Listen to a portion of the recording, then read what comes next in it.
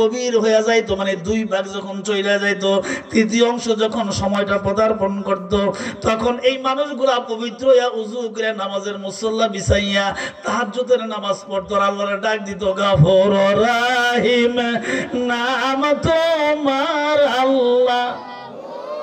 আর নবীর উম্মতরা দেখো কেমন করে কোন কোন শীতের ভিতরে গভীর রাতে নামাজের মুসল্লা বিছাইয়া তাহাজ্জুদ নামাজ পড়ে। আমি আল্লাহকে গাফুর এবং রহমান, গাফফার এবং রহমান বলে ডাকে, রহমান এবং রাহিম বলে ডাকে, সামিউম বাসির বলে ডাকে। আমি আল্লাহর গুণের নামগুলি বইলা বইলা ডাকে রে জিবরাইল, আমার পয়গম্বরকে জানায় দাও ওনার উম্মতগুলো যে আমার এমনি করে ডাকে, আমি আল্লাহ কেমন করে সহ্য করি। আমি আল্লাহ তো দয়ার সাগর, আমি কেমনে সহ্য করি, সহ্য করবো কেনি? ও জিবরাইল রে, আমার পয়গম্বরকে তুমি জানায়া দাও আমার এই বান্দা বান্দি গুলা, আমার বন্ধুর উম্মত গুলা যখন আমার গাফফার রহমান করে ডাকাডাকি করে, আমি আল্লাহ রহমতের দরিয়ায় জোশ মারে, ওয়া মা আরসালনাকা ইল্লা রাহমাতাল লিল আলামিন। রহমতের নবীর উম্মতেরা যখন আমাকে ডাকে, আমি আল্লাহর মায়া লাগে। মায়া লাগে কেন লাগে? আল্লাহ পাক বলেন, লা তাকনাতু মির রাহমাতিল্লাহ ইন্নাল্লাহা ইয়াগফিরুজ যুনুবা জামিআ ইন্নাহু হুয়াল গফুরুর রহিম।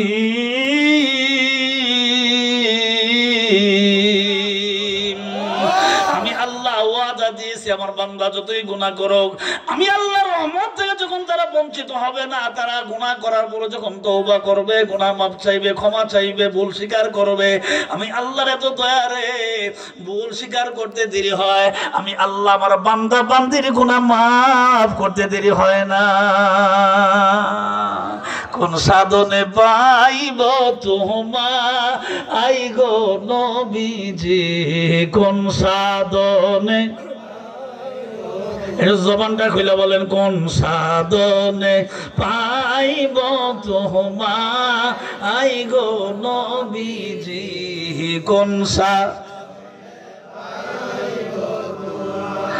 নবী মাতৃ গর্ভে আসিয়া আরে পিতা হারা হইয়া এতিম হইয়া আসলেন দুনিয়ায় গো নবীজি, কোন সাধনে, মাশাআল্লাহ জবান খুলে বলেন, কোন সাধনে পাইব তোমায় গো নবীজি, কোন সাধনে পাইব। আল্লাহ পাক বললেন, ফেরাউন রে, খোদা দাবি না কইরা যদি গুনাহ মাফের জন্য তওবা করতে, আমি আল্লাহ পাক তোর অতীতের সব গুনাহগুলি মাফ করে দিতাম। সন্তান মায়ের গর্ভ থেকে দুনিয়ায় আসার পরে যে এরকম তার কোনো গুনাহ থাকে না, আমি আল্লাহর কাছে তওবা করার পরে যদি আমি আল্লাহ তওবা কবুল করি, মায়ের গর্ভ থেকে দুনিয়া আসলে বাচ্চাটার যে এরকম সন্তানের যে এরকম কোনো গুনাহ থাকে না, তওবাকারীর তওবা কবুল হইল, তার আমল নামায় গুনাহ থাকে না। আরো জোরে, আরো উদাহরণ দিয়া বলি, তাহলে আপনি সহজে বুঝবেন। আরো বুঝাইয়া বলি তাহলে তুমি জানাইয়া দাও, দুনিয়াতে মানুষ ভুল করলে ভুলের বিচার হয়, হয়নি? কথা কোন হয়নি? ভুলের বিচার হয়, সামাজিক ভাবে তার মিটিং করা হয়, সর্দার মাতব্বররা যায়, চেয়ারম্যান মেম্বার এমপি মন্ত্রীরা যায়, তো ওইখানে মিটিং গুলো সমাধান করে, রাষ্ট্রীয় ভাবে করে, সামাজিক ভাবে করে, যেইভাবেই করে এইভাবেই করে মানুষগুলাকে সামাজিক ভিতরে যারা সামাজিক ভাবে যারা অন্যায় করে তাদের বিচার করা হয়, এই বিচারগুলি করা হয়।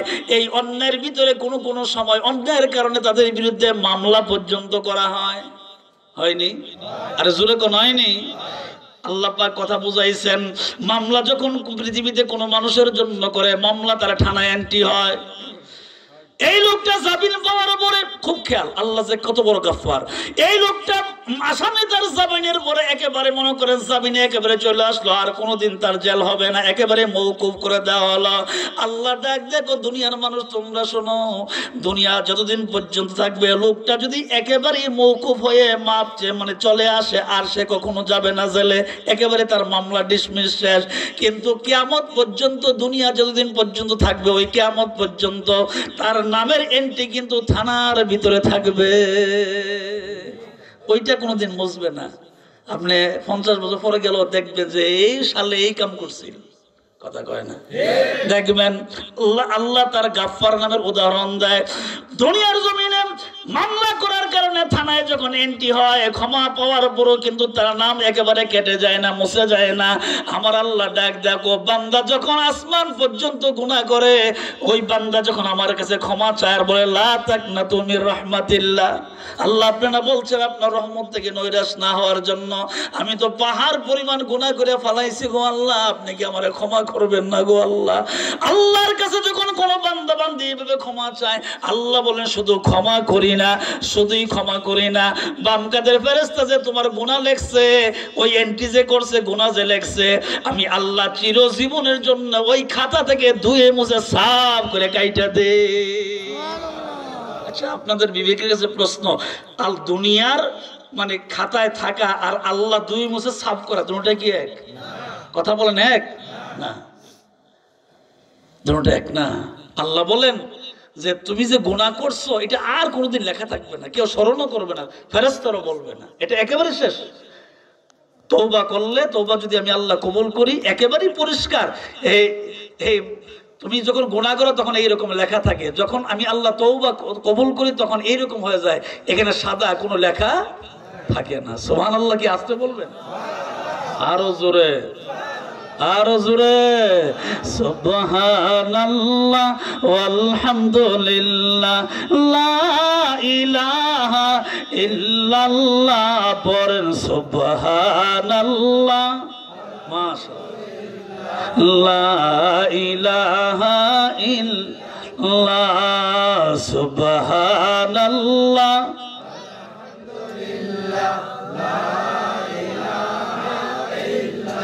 নাই কোনো মাবুদ আল্লাহ ছাড়া, বলেন নাই কোনো মাবুদ আল্লাহ ছাড়া, শুধু তুমি ইল্লাল্লাহ, লা ইলাহা ইল্লাল্লাহ, সুবহানাল্লাহ।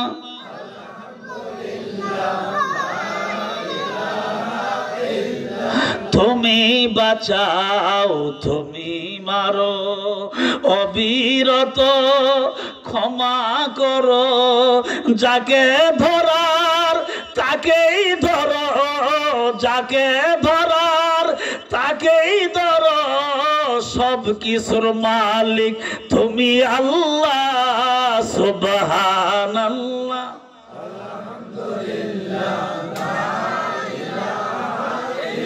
মাশাআল্লাহ, সুবহানাল্লাহ।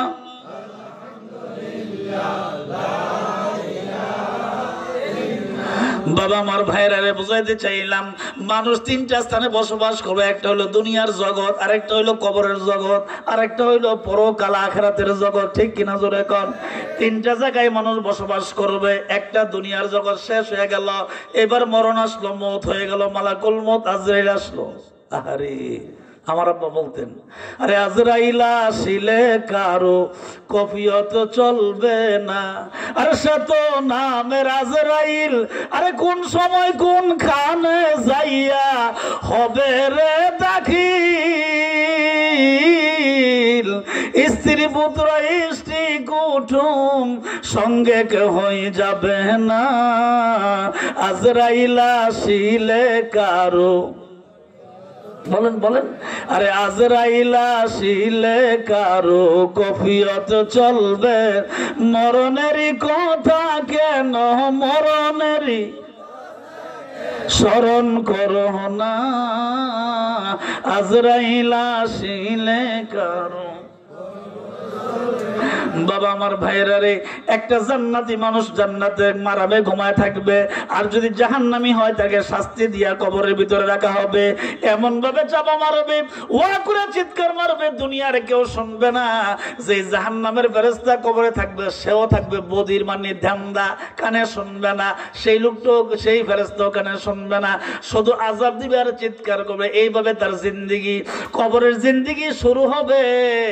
ইসরাফিল আলাইহিস সালাম ফুদার আগ পর্যন্ত শুধু কবরে শুধু এইরকম আযাবই হইতে থাকবে। নাউজুবিল্লাহ, নাউজুবিল্লাহ। মাগো, হ্যাঁ, আমার আসার সময় আমার বড় মেয়ে উম্মে সালমা বলতেছেন, আব্বা আপনি চলে যাবেন, এক কাপ চা খেয়ে যান। চাটা বানাই দিছে জুমার নামাজের আগে, আমি তো নামাজ পড়ে আর বাড়িতে যাই নাই, তো চা খাইলাম।